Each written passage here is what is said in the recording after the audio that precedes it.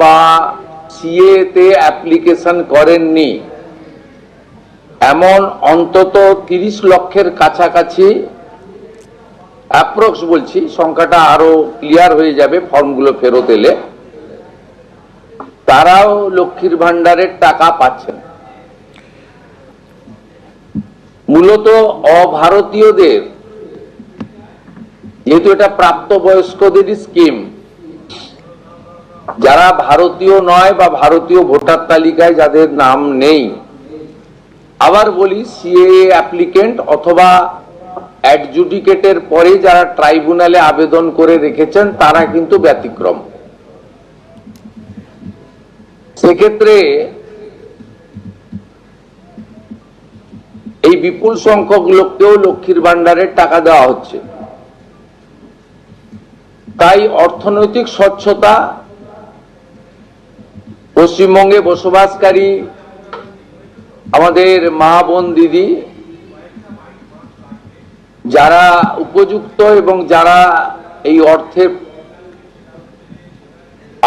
অর্থ পেয়ে আর্থিক নিরাপত্তা পান, কেবলমাত্র তাদের জন্যই এই স্কিম বা অর্থ দেওয়া উচিত বলে আমাদের বর্তমান মন্ত্রিসভা মনে করে।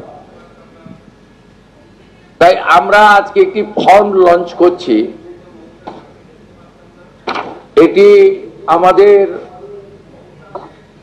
মহিলা এবং শিশু কল্যাণ দপ্তর, যার পূর্ণমন্ত্রীর মর্যাদা আছেন মাননীয়া অগ্নিমিত্রা পাল মহোদয়া, তার দপ্তরের মাধ্যমে, এটি নোডাল দপ্তর, কিন্তু কাজটা যেহেতু খুব পরিধি ব্যাপক, তাই মুখ্য সচিব, অর্থ সচিবের নেতৃত্বে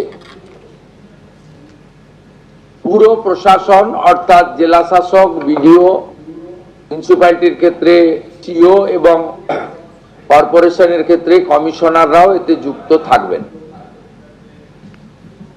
এবং হোম পার্ট ডিপার্টমেন্টও এর সঙ্গে যুক্ত থাকবেন।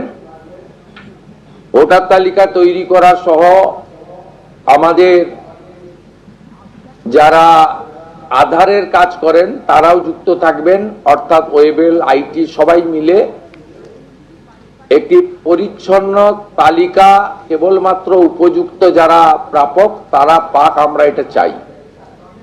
যেহেতু প্রসেসটা একদিনে সকলেই ফর্ম ফিল আপ করতে পারবেন না এবং ফর্ম ফিল আপে একটু আমাদের ফর্মে আমরা একটু ডিটেইল